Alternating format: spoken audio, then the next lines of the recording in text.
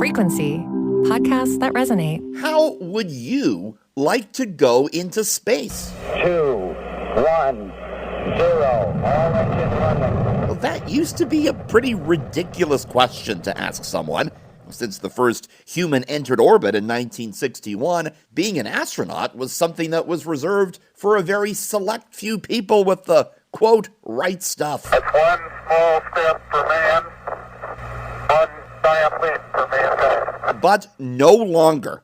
Now, going into space is open to everyone, so long as you have enough money to buy a ticket. Today on The Big Story, we're talking to a Torontonian who has done just that. A man who's going into space today. Joining me is Henry Wolfond, who's the chairman and CEO of Bayshore Capital in Toronto.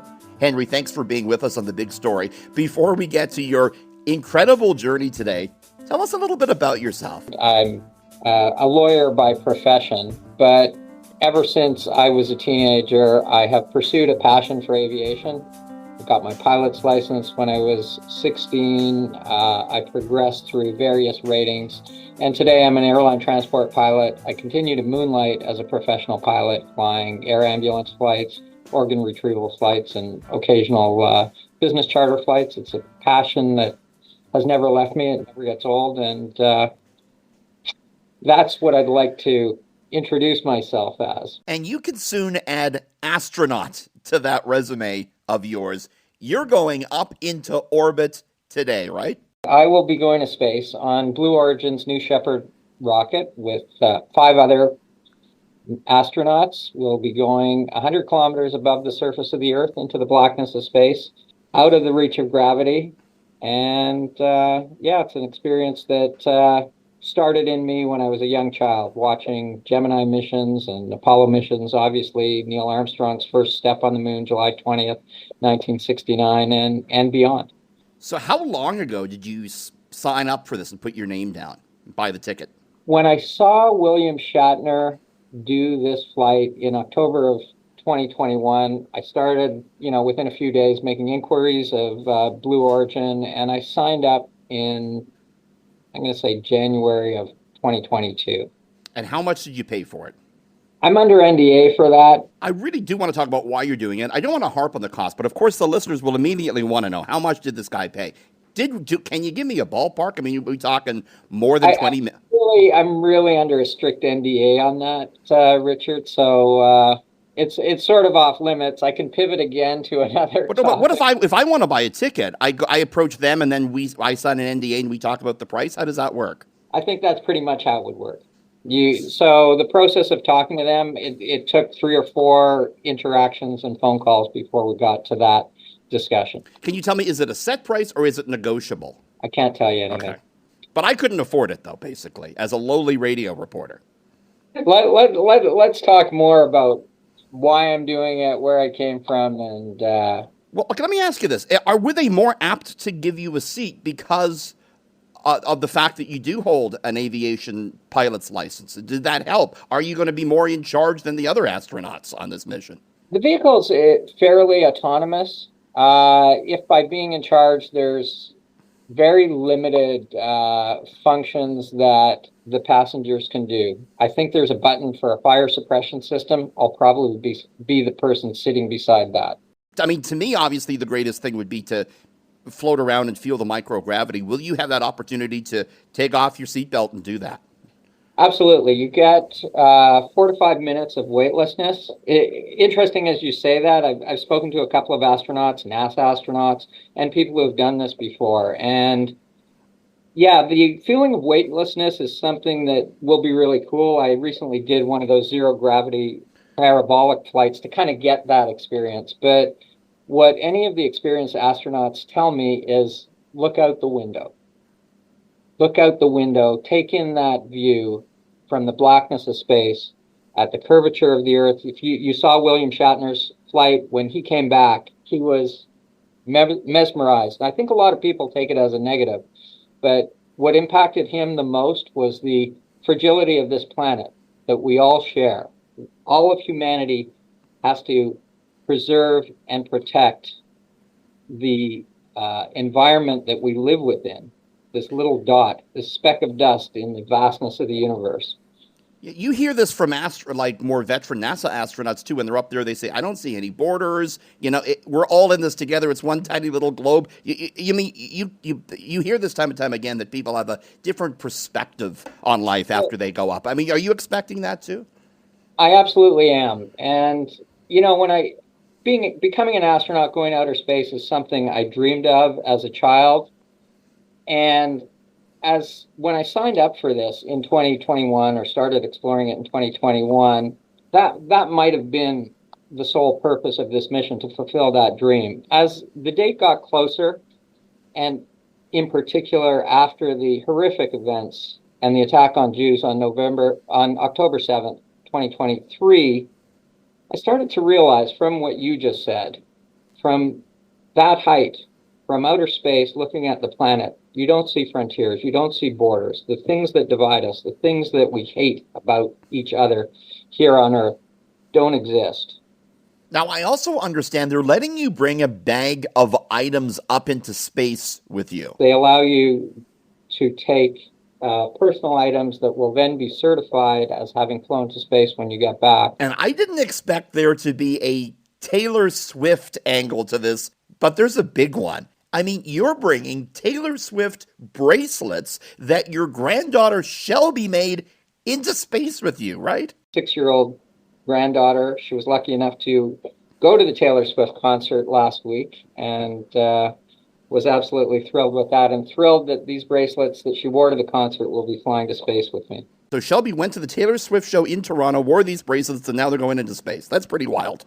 It is pretty wild. It doesn't stop there. You're also bringing some other things with you. Little mementos that my children have given me, Pokemon cards that they tell me will have greater value once they have been certified as flown in space. Are you scared? I mean, this is not without risk. You know that. It's not without risk. It's not something that I never think about. You're sitting on top of 50 tons of liquid hydrogen, liquid oxygen, and other volatile chemicals that are going to propel this vehicle hundreds of thousands of feet above the atmosphere.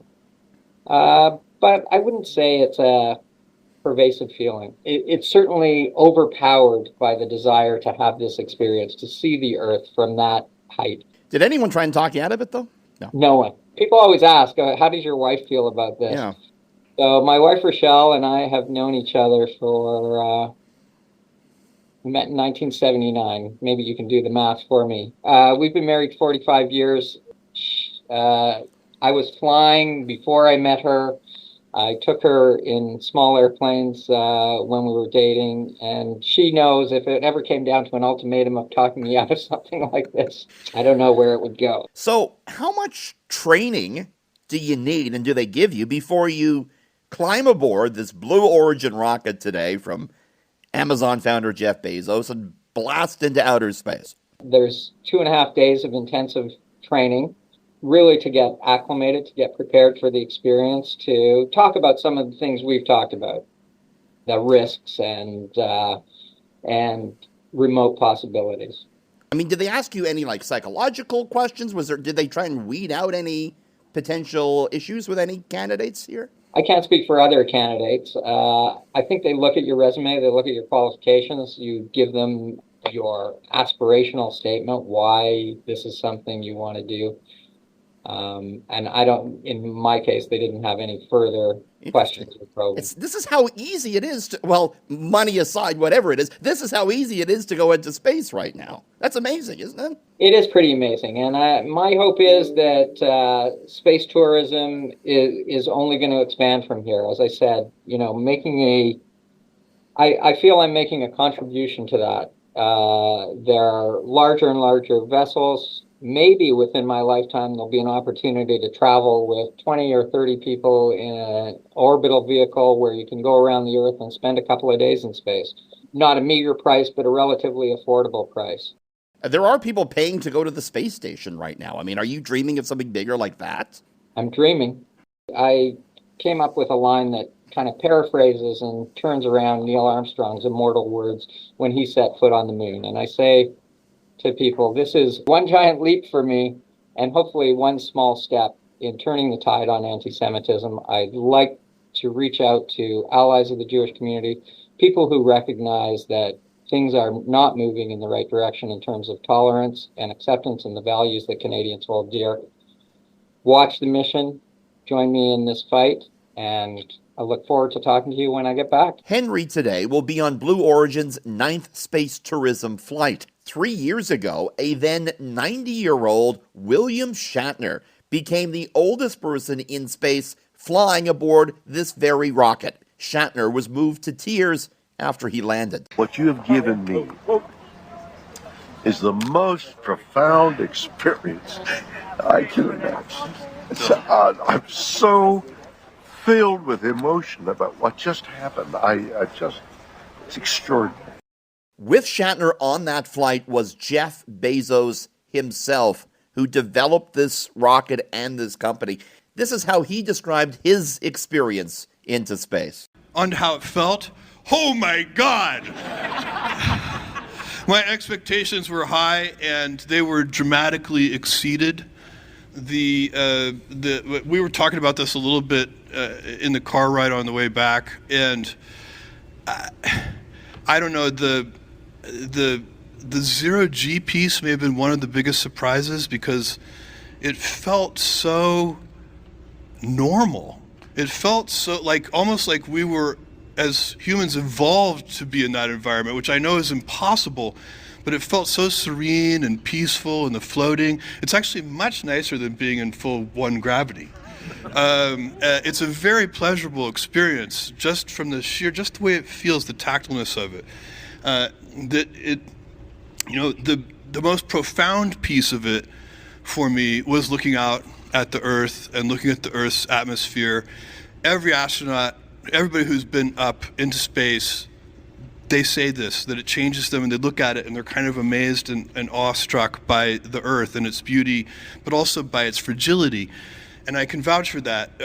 When I look out, when we're sitting in this room and when we're driving our cars and we're moving around the planet in our normal ways, the atmosphere is so gigantic. We're these tiny little things, and the planet, the atmosphere is so big. But when you get up above it, what you see is it's actually incredibly thin. It's this tiny little fragile thing. And as we move about the planet, we're damaging it. And, so that is, that's a very profound. It's one thing to recognize that intellectually. It's another thing to actually see with your own eyes how fragile it really is. And that was amazing. This is something Blue Origin 2 tries to build as reusable and carbon-free, I guess as much as a rocket can be. The company claims 99% of the capsule and the booster and the engine are reused. There's also some commercial applications for this. Both Blue Origin and Elon Musk's SpaceX were recently selected by NASA to build an astronaut base on the moon in the coming years. You too can buy a ticket to blast off into space aboard Blue Origin. The company doesn't make the cost public. Reports, though, have pegged it around $1.25 million a seat. A reminder about a great new listening experience for you. You can listen anytime to the Big Story podcast on Seeker. That's Seeker. I'm Richard Southern. Thanks for listening.